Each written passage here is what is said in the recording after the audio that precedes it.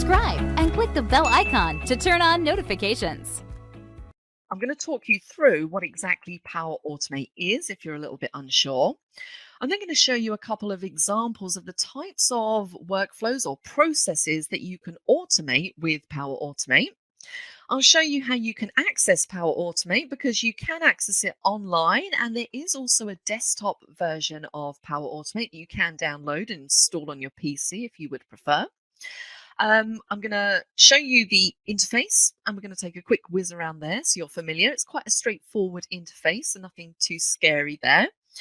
I'm then going to talk you through the different types of flow. So there are a few different types of flow that you can create.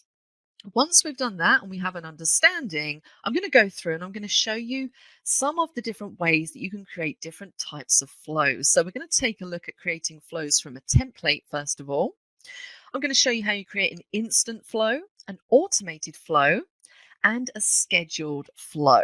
And that might mean nothing to you at this stage, but don't worry, it'll all become clear very soon. I'm then going to show you how you can create a flow from scratch and use things like dynamic content fields. And then the final thing we're going to do is we're going to create a document approval flow. Now, I will say there is a lot more to Power Automate than what I'm going to show you today. This is really just an introduction to the application. If you think to yourself, this is something that I'm going to use, then it might be worth having a little bit of a further investigation, or maybe checking out the course that we're putting together and see some of those more advanced features. So with all that said, what is Power Automate? Well, Power Automate helps us automate and streamline our business processes by creating workflows. So an example I might give you of that would be something like a holiday request. Now, I know that a lot of organizations have their own holiday system for requesting holiday. We're going to take it in its most manual, basic workflow. Let's say for a holiday request, the employee wants to request some time off. They send an email to their manager asking for that time off, and then the manager might go away. He might check the calendar to make sure nobody else is away. He might check to see if he's got resources available, and he might have to reassign some of your tasks for the period that you're away. He then decides whether he's going to approve or reject your holiday request. And that might involve him sending an email back to you saying, yep, this is approved, or no, this has been rejected. So that type of workflow would be something that you could automate using Power Automate. And there are so many different types of workflow that you can automate. Let's take a look at another example. The example I'm going to give here is one of a document approval. So again, it might be that you have a sales pitch that needs to go out to the client. But before you send that out to the client, you need a couple of your managers to review it, check it for errors, just check to make sure everything's fine before you can actually send that document out. So this document approval process, again, is something that could be automated using Power Automate. Even something very basic, like maybe you want to post a tweet every time you upload a new video to your YouTube channel. That's something that I do fairly frequently. I upload videos and then I have to manually go to Twitter and say, new video, check it out, post the link. I can automate that entire process as well. Okay, so these are the types of things, and you'll see when we get into it, there are so many different flows that you can automate and so many different applications that you can connect to. So you don't even have to connect to Microsoft applications. You might want to connect to something like Salesforce as part of your flow, or maybe Slack, or maybe some other application like Trello, for example. You can connect to all of these in your workflows.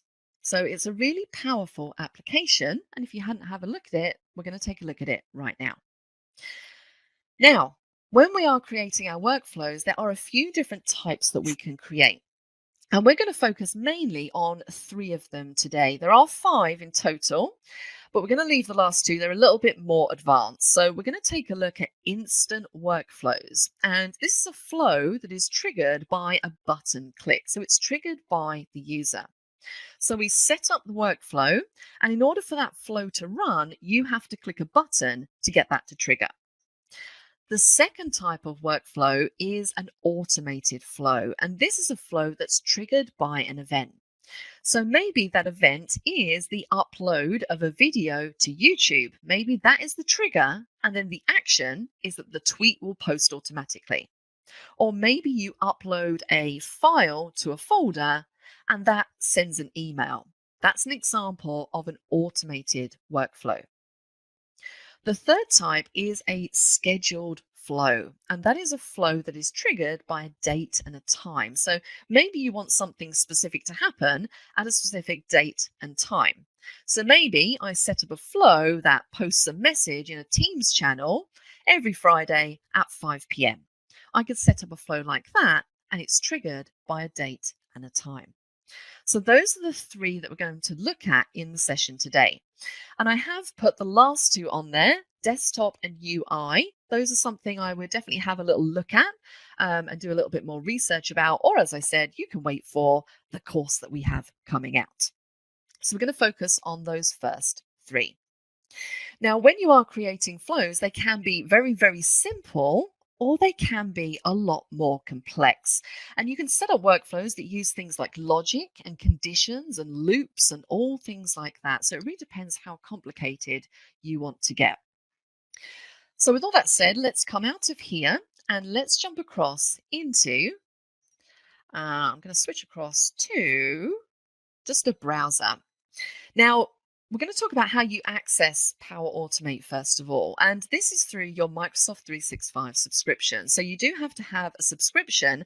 I do believe now that Power Automate has been made available to even people who have the most basic subscription package.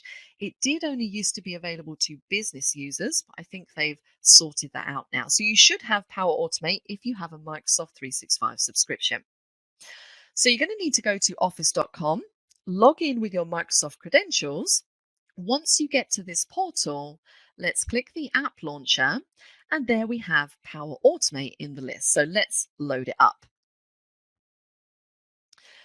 And there we go. So this is your hub where everything happens in Power Automate.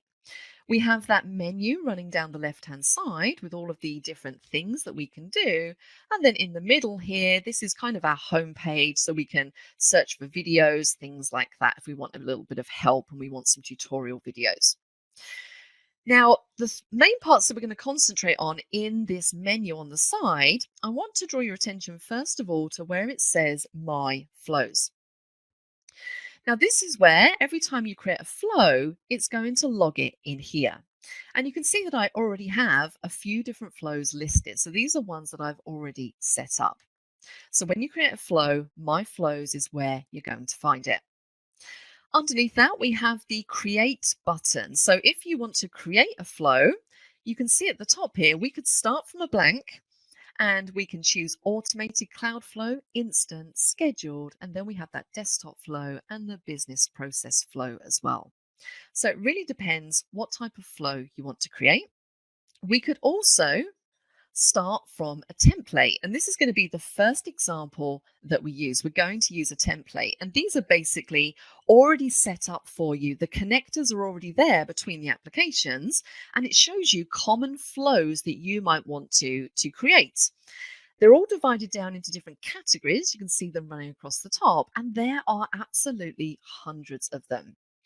For example, let's take a look at this one here. We have a flow that says save Outlook email attachments to your OneDrive. So if that's something you do all the time, every time you receive an email that has attachments, maybe you download that file and then upload it to OneDrive, you could create a flow that does that all for you.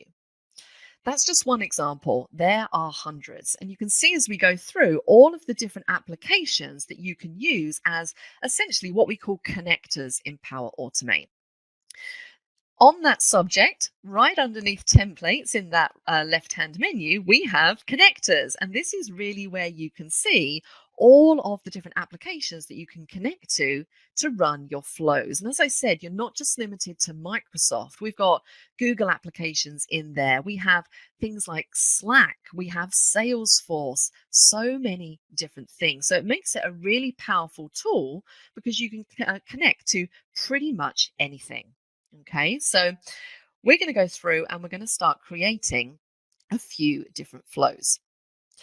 So let's go back to templates. And the first thing we're going to do here is we're going to use a template to create a flow. And we're going to create an instant flow first of all. Now, if you remember from the beginning of this session, an instant flow is a flow that we trigger as the user by clicking on a button. So essentially, this is a manual flow. We have to physically click a button before that flow will run. So let's take a look at these different templates. And I'm actually going to search for one. Now I'm going to use the button category up here. And you'll see all of the different templates that require somebody to click a button. And I think I'm going to narrow this search down a little bit. I'm going to say, let's say I want to click a button to email a note. And there we go. So I now get all of the templates which match exactly what I want to do. And I have this one just here. You'll see that it says instant in the bottom left-hand corner. So I know that this is a manual flow. Click a button to email a note. That's exactly what I want to do. So let's click to select this template. Now what you'll see on this screen is basically it's going to show you the applications that you're going to need to connect to in order for this flow to work correctly. Now you'll see underneath it says this flow will connect to mail. And I have a green tick next to that, and that is exactly what you want. The thing with these is you have to be logged in to every application that the flow needs in order to run. So if we're creating a flow that involves OneDrive, then I would need to make sure that I'm connected to OneDrive, logged into OneDrive with my credentials. And you can see underneath here if you're logged in or not by this green tick. If you're not, then you're going to see something down here that either has like a red cross or it will say fix signing issues, something like that, and you'll be able to sign into that particular application. So make sure that everything down here that you need to connect to has a green tick. That's the first tip. I can see that I just need to be connected to mail, which I am. I'm going to click Create Flow. And this takes me into the details for this flow. So you can see at the top here, the name, it says click a button to email a note. I then have the description. I'm the owner. The status is on, and then I get some information about when this flow was created, modified. The type is instant. I can see the connections that I need to make this flow run, and it's just mail. I'm the owner, and then if I've shared this flow with anyone, I would see that listed underneath here. Now, one really important area of this screen is the 28-day run history. So as you run this flow, you're going to see a log of every time this flow runs. You can go into the flow, you can see whether it was successful or if it failed, where it failed, things like that. Okay, so currently our 28-day run history is empty because we haven't run this flow yet. Now, we have a menu running across the top, horizontal menu, where we have lots of different things that we can do.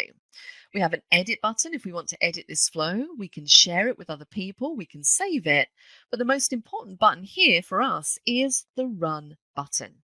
This is how we run this flow. Remember, this is an instant flow, so it requires us to click the run button for it to run. All right. Now, before we do that, I'm actually going to edit this flow and just change the name because currently it says click a button to email a note. I want to make that a little bit shorter. So I'm going to click the edit button in the top corner. I'm going to change the name of the flow in this pane on the side. And I'm just going to say email a note. I could add a description if I wanted to. I'm not going to. Let's just click on save. So now I've changed that flow name. Now that I've done that, I'm going to run the flow and I'm going to click the run button in that top menu. Now you'll see this pane open on the right hand side. Because this is a manual flow, there's a few different steps I need to go through. So again, it's showing me that I'm signed into mail. I can click continue.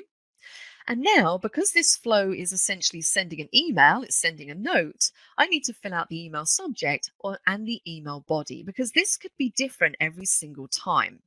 The thing with flows is once you've created them, you can run them over and over again. So this flow isn't going to necessarily have the same subject and the same body every single time. So it's asking me to input that. Okay, so I'm just going to put in the subject of test, email body, I'm just going to do test, and then we can run the flow. Okay, and this is going to send an email to me. All right. Notice at the bottom here in the 28-day run history, it's now come up with running. All right. Now, if I refresh this, sometimes you have to refresh it in order for it to update. You can see that that flow has run and it says succeeded. So I would expect to get an email come through very shortly with my note in it. And again, sometimes this can be a little bit delayed. There we go. There is that test come through. If I switch across to my Outlook, I can see there is the test at the top. If I go back to my flows, you can see there is that flow we've just created sitting at the top. If I want to run it again, I can simply just click the run button. It's going to open up that same window. I can type in a different subject, a different body, run flow, and it's going to go again. Okay, so that is how you would run a manual flow. Reasonably straightforward. Now I just want to jump back into this flow that we've just done, but instead of clicking on it, I'm going to click the pencil icon just to edit it, because this takes you in and it shows you the different steps of this flow. And one thing you have to remember is that every flow has a trigger and an action. So here, the flow is manually triggered by me clicking the run button. And if I click on this, you can see exactly what it has in here. It's then going to produce the action, which is to send an email. And it's defining the email fields by using what we call dynamic content. And I'm going to talk a little bit more about this a bit later on. Okay, so when I click the run button, it pops open a window that asks me for the email subject and the email body. Once I've input those, it then sends the email according to these pieces of dynamic content. Okay, and the email was going to me in this instance. So that is how you can kind of look at the flow. Another thing you can do if you want to see if that flow has run successfully, if we click on the flow to go back into that details screen, at the bottom here, if I go down to the 28-day run history and click on that flow time, it's going to show me if it was run successfully. So I can see at the top there, it says, yes, it has. And I have 2 green ticks next to both the trigger and the action. If this had failed for some reason, I'd have a cross here and I'd be able to investigate why that flow has failed. Okay, so that is the first example of a flow, an instant flow, and we created it from a template. Let's now move on to talking about automated flows. So these are a little bit different by the way that they are triggered by an event. So they're not necessarily triggered by a button click, they are triggered by some kind of action. So maybe that action is the upload of a file to a specific folder. So the example that we're going to use is I want to receive a notification when a file is uploaded to OneDrive. Okay, so we're going to go into the create button this time, and we're going to create ourselves an automated cloud flow. So now I go through this little wizard. I can choose my flow name. So I'm just going to say file upload. And I can now choose my flows trigger. Now I could go through and select it from here. I'm actually going to skip this step because I much prefer to define my triggers and my actions from this page. It's just a little bit easier to see. So you can see underneath, I'm now in my list of triggers. So these are all of the things that can kick off this workflow. I then need to provide an action after the trigger. So the trigger is going to be the upload of a file to OneDrive. So when I'm looking for this particular trigger, I'm going to search for all my OneDrive connectors. And you can see now listed out are all of those different connectors. So I'm going to scroll through and I'm going to say when a file is created. So let's select this one. This is going to be my trigger. So when a file is created in OneDrive, I can then choose the folder. So let's click the folder icon. And it starts out with root. That's like your home directory. Now, if I click the arrow, it's going to show me all of the folders that I have in OneDrive. So I'm going to choose Documents. So my trigger for this flow is when I upload a file to the Documents folder in OneDrive, what do I then want this flow to do? Well, I want this flow to send me a notification. That is the action from the trigger. So I'm going to click New Step underneath, and notice now that it's showing me the different actions. I can search for the action that I want, again using the search bar at the top here. So I want to receive a notification, so I'm going to search for notification. You can see it brings up everything that matches what I've searched for, and I'm going to say, yes, send me an email notification. I can then define what I want in the subject and in the body. So in the subject, I want it to say, let's say, new file uploaded to Documents. In the body, I can have whatever I like. I'm just going to put test in there as this is a training session. I'm happy with that. Let's click on Save. So that is my flow. It's a very simple, straightforward flow. Just 2 steps, a trigger and an action. Notice that now I've saved this. Just above, it says your flow is ready to go. We recommend that you test it. And if you notice on the right-hand side, I have a flow checker up here. And I would always recommend that when you have built a flow or created one from a template, that you click on flow checker just to make sure you don't have any errors or warnings prior to running your flow. It looks like we're good over here, so I'm going to close this down and I'm going to do a test. So let's click on test. I then get a choice of testing manually or automatically. Now I'm going to test manually and click on test. And what Power Automate is going to do, it takes a few seconds for it to do this, but it's going to start to run that flow in the background. So it's constantly going to be checking to see if a new file has been uploaded to OneDrive. And once it has, then that flow will have run successfully.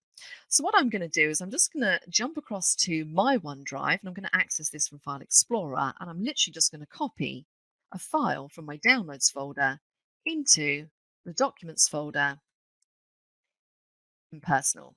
Looks like I already have that in there. Let me do a different one. I don't want any problems there. Let's select something else. Select this Kingfisher. I'm going to copy and paste that into the Documents folder. So in a couple of seconds, Power Automate is going to recognize that I've added a new file to that OneDrive folder and the flow is going to run. And you see it's run successfully just there. Okay, so it is pretty quick.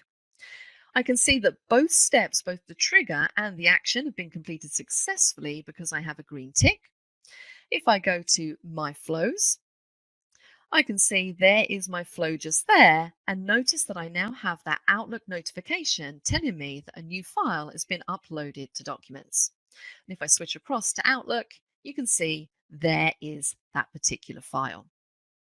So that is an automated workflow.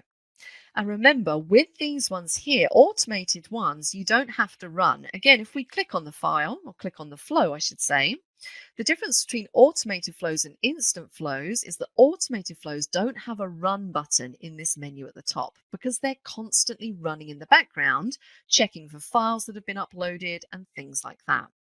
With a manual or instant workflow, you have a run button because you manually trigger it. Okay, I hope that makes sense. Let's go back to My Flows. Oh, before we move on to the next one, another thing that's worth noting is if we go back into our automated flow, if you want to turn the flow off, you do have a turn off button just here. So it might be that you want to stop receiving notifications every time a document is uploaded to OneDrive. Maybe that starts to get a bit annoying, particularly if there's a lot of them. You can choose to turn off the workflow to essentially suspend that and then toggle it back on if you want to turn it back on again. Okay, so reasonably straightforward. So we've seen an instant flow, we've seen an automated flow. Let's now take a look at a scheduled flow. So we're going to click on Create, and from here we have a scheduled Cloudflow option. So let's click Now remember, with scheduled flows, these are flows that are triggered by a date or a time. So the example that we're going to set up here is I want to post a message every Friday at 5 p.m. in the social committee channel wishing everyone a good weekend. So my flow name, let's call this, I'm just going to call it post a message in Teams.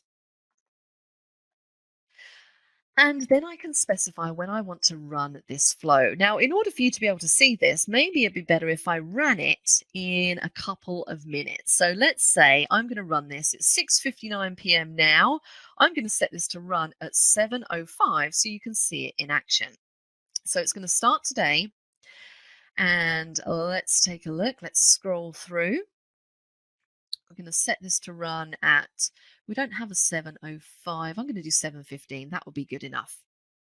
Now, maybe if this is something that I want to post a message every week, I want it to repeat not every minute, but every week. And this is a bit strange because it looks like it's selected all of these days. But if I only want it to run, let's say, every Thursday at this time, I need to deselect everything else, which is a little bit strange. So you can see now underneath it says this flow will run on Thursday every week at 7:15 p.m. Let's click on Create. So now you can see when it creates this flow, the first trigger that it's already put in there for you is the recurrence. So this is basically the schedule. So the only step we need to add to this particular flow is what we want it to do at that particular time. And what I want it to do, the action, is I want it to post a message in a channel in Teams that basically says, have a great weekend, everybody, something like that. So what I can do here is I can search for all the connectors that I have from Microsoft Teams, and I can scroll through and take a look at one that matches what I want to do. So I want to post in a channel. And I can see, there we go, post message in a chat or channel. There we go. So I can choose to post as a flow bot. So if you're used to using Teams, when people post a message, in general, it's under their own user credentials. But you can choose to post in Teams as a flow bot, or you can choose to post as yourself. Now I'm going to stick with Flowbot for this example. I can then choose which channel I want to post in, or if I want to post it in a channel or the chat. So I'm going to say post in the channel. I can then choose the team. So I have quite a few different teams set up in my Microsoft Teams. I'm going to choose, let's say, Northwind Traders. And then I can select the channel within the team that I want it to post in. So I have a few different channels in here. Let's select the sales channel. I can then specify the message that I want it to post at Friday at 5 p.m. So I want it to just say, hello all, have a great weekend. And of course, I could format that with my formatting toolbar just above and click on Save. So now you can see the flow is ready to go. It says we recommend that you test it. Once again, I would recommend that you click on Flow Checker, make sure that you have no errors and no warnings. And then I'm going to say test. I'm going to test this flow manually. Click on Test. It says it's going to post a message in Teams. I'm happy with that. Run flow. Again, that is going to run, and hopefully we should see very soon a message post in Teams that says, hello all, have a great weekend. Now we might have to wait a few seconds for that, so we will check back at the end and make sure that this has worked. Now I will say it's better if I have Teams open before we go here. Yes, I do. And oh, it actually looks like I do have a message. There we go. It's come through in that sales channel in Microsoft Teams. There we go. It's been posted by the Power Automate bot. Hello all, have a great weekend. And that will post every Friday at the time that you've selected, or whatever time reoccurrence you've chosen. Okay, so that is an example of a scheduled flow. So hopefully now you're seeing the difference between instant, triggered by a button click of run, automated, triggered by an event, and scheduled is triggered by a time and a date. Let's take a look at another example. We're going to go back to My Flows. This time we're going to create a flow from scratch, and this flow is going to be related to Twitter. So I'm going to say that when a new tweet is posted containing the word Excel, I want to receive an email. So let's create that flow. I'm going to go to create, and we're going to select automated cloud flow. And I'm just going to call this flow, let's say, Excel tweets, something like that. Again, you can select your trigger from this screen. I prefer to skip over this because I find this screen a little bit easier to see everything. So the first thing I want to do here is I want to find the trigger. And the trigger is going to be the tweet which has the word Excel in it. So let's go to tweet. And I'm going to say when a new tweet is posted, and click in this field, come on cursor, there we go, that contains the word Excel. And if you're searching for specific keywords in tweets, they have to go in quote marks. So when Power Automate finds a tweet that contains the word Excel, what do I want it to do? Well, I want it to send me an email. So I'm going to click on New Step. And I now need to add my action. So my action is going to be send a mail. So I'm going to take a look through my different options. So it's going to show me things like mail, which is the Windows mail. It's going to show me Outlook options, notification options. I'm just going to say send an Outlook email. And then I can specify who that email needs to go to. So I want the email to come to me. So I'm going to type in my email address. And what do I want that email to say? Now, this is where we can start maybe incorporating dynamic content into the body of our email. So maybe I want the subject to say, when I click in this field, notice that when I click here, I get this dynamic content pane pop open on the right-hand side. So the way to look at these is if you've ever used anything like mail merge fields in Word, they're a little bit similar. So they allow you to pick out pieces of content that are going to be useful to you and incorporate them into your email. So I know that when I receive this email, ideally, I want to see who tweeted or who posted the tweet, maybe the location, maybe the time of the tweet, and what that tweet actually says. So I can get that information by using dynamic content, and it's going to pull through for every single person who tweets about Excel. So in the subject, what should we have in the subject? I'm going to say new tweet by, and then I'm going to use one of my dynamic content fields. So new tweet by, and I'm going to grab the name of the user who has posted the tweet, and I can add that field into the subject. What do I want it to say in the body? Well, maybe I want a little bit more information. So maybe I want to have the, let's say, the location of the tweet. I'm going to use the location piece of dynamic content. Maybe I want to see when the tweet was created. Let's scroll through and take a look at what content that we have here. This one here, created at, which is the time at which that tweet was posted. Hit enter. Maybe I want to see the screen name. So screen name is different from the name of the user. So your screen name is essentially their username. So I'm going to say username. Let's add this one. And then I also want to see the actual tweet. So I'm going to say description. What is that tweet? Let's find tweet text just there. So you can add in these dynamic content fields to really get out of this flow exactly the information you want to see. Let's click on Save. My flow's been saved. Let's click on Flow Checker. I've got no errors and no warnings. And now I'm going to test this flow. I'm going to test it manually. We're going to click on Test. And again, it's going to run in the background, and this might take, again, a couple of seconds because it's going to go away and it's going to start checking Twitter for tweets that contain the word Excel. Now I can see that it's found one because the flow has come up that it's run successfully. So I would now expect to start getting some email messages through with all of these tweets.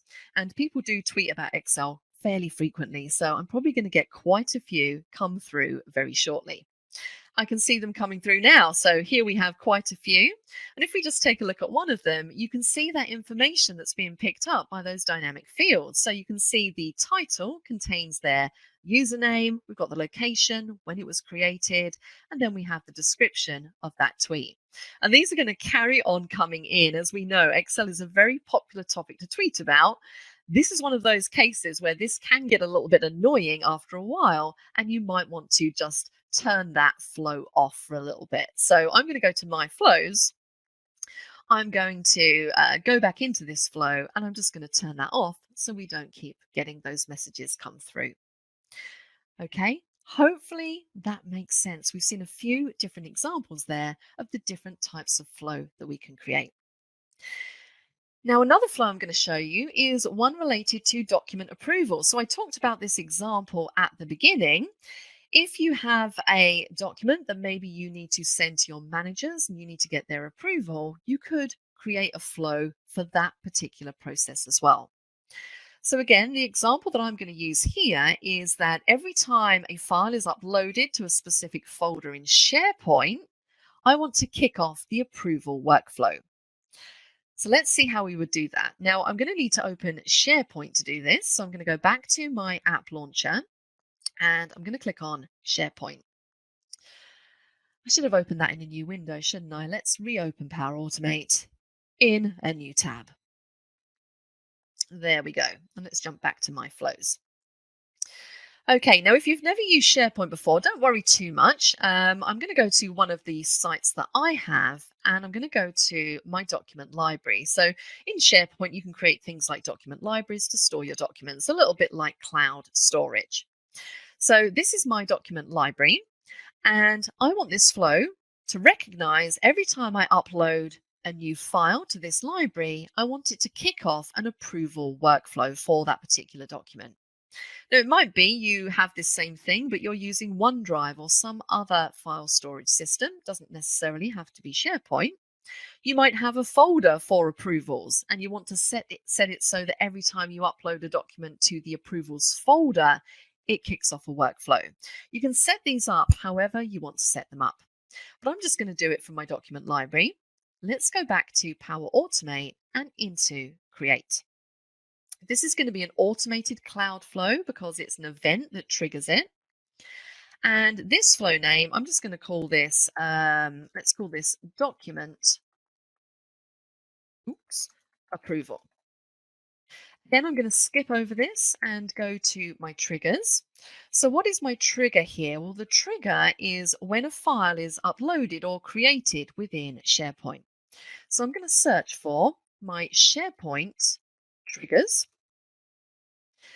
I can see the top one there is when a file is created in a folder. So that sounds like what I want. Let's click on it. And there we go. Now I need to provide a little bit of information for this particular trigger. So the first thing I need to provide is the site address. So this is going to be my SharePoint site address.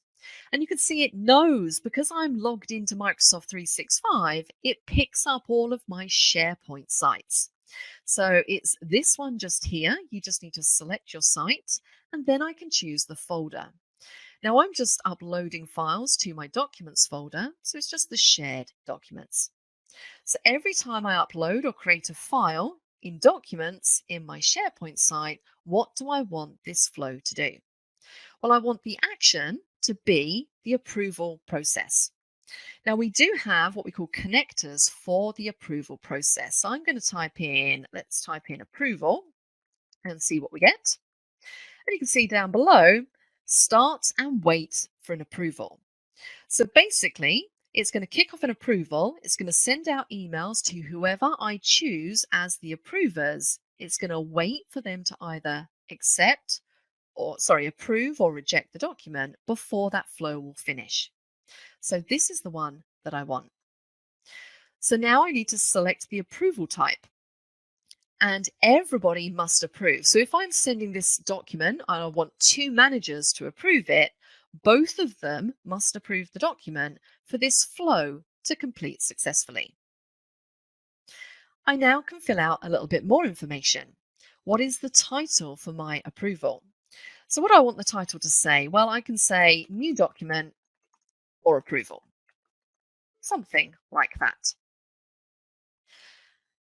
Then I can choose who this approval needs to go to. So I would type in the name of 2 of my managers or whoever needs to approve this document. Now I'm just one person here, so I'm actually going to be the approver as well as the person sending the document. So I'm just going to select myself. Now these 3 are all mandatory fields. You can see they have a red asterisk next to them. The bottom fields aren't. So I'm going to leave those blank for now and just click on Save. There we go. So now I have this flow. I'm going to go to my flow checker to make sure we don't have any errors or any warnings. And now I'm going to test my flow. So let's click on test. I'm going to manually trigger it again. Let's test it. And to test this, I'm going to need to create a file or upload a file to that folder in SharePoint. So let's go back and I'm going to create a very quick Word document, which I can do from here. And you should see as soon as I create this document, the workflow process is going to kick off. And you can see already I'm getting requests come through. I'm going to call this doc approval. If I close that down, you can see basically this document has been added to my SharePoint library. It just takes a second to refresh. There we go, docapproval.docx. That is going to kick off that workflow process. If I go across to Teams, you can see I've got a notification here of that approval workflow. I'm also going to get a notification of it in my Outlook. You can see that's just come through there as well. So if I go back to Outlook, it says new document for approval, and I can choose to approve or reject. So that workflow isn't going to finish until me, as the approver, has either selected approve or reject. So I'm going to approve it. I'm just going to say approved and click on submit. And that is basically going to allow that workflow to complete. And you can see now it's finished. We have a green tick. If we go back to my flows and I'm going to click the edit button, I'm going to click on the file name, I should say, the flow name. Right down the bottom in the 28-day run history, you can see that that's succeeded. If I want to jump back into it and take a look at the different steps, I can click on it and take a look at the different inputs. Okay, so that is the approval workflow. Now, I've just shown you a few different examples there. Those are reasonably straightforward ones. We've just been using basic connectors, maybe doing a couple of things. They can get a lot more complex. You can, as I said, add things like conditions in. You can add logic. You can add loops into your flows and make some really complex flows. So I think, do I have one down here that is slightly more complex that I can show you? Not sure if I do, but let me just check this one to see if it does anything.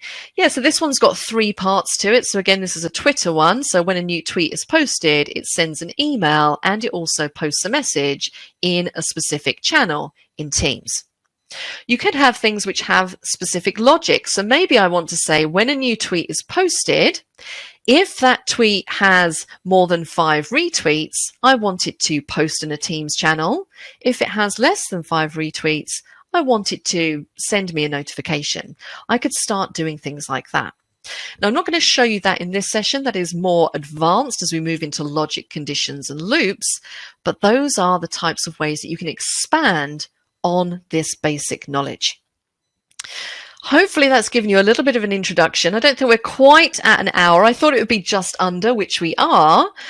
Hopefully that's a nice little introduction for you. It gives you more of an idea as the types of things that you can do with Power Automate. I would recommend you do have a little bit of a dig around in here. Take a look at some of these templates. Take a look at the things you can do. More importantly, think about processes that you complete fairly often and see if you can automate them. Try and test them out, see if that works for you.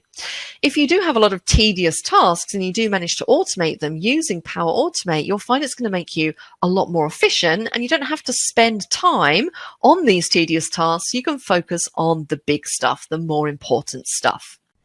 If you're not a subscriber, click down below to subscribe so you get notified about similar videos we upload. To get 4 free courses in Excel, QuickBooks, Microsoft Project, and Photoshop, click over there. And click over there to see more videos from Simon Says It.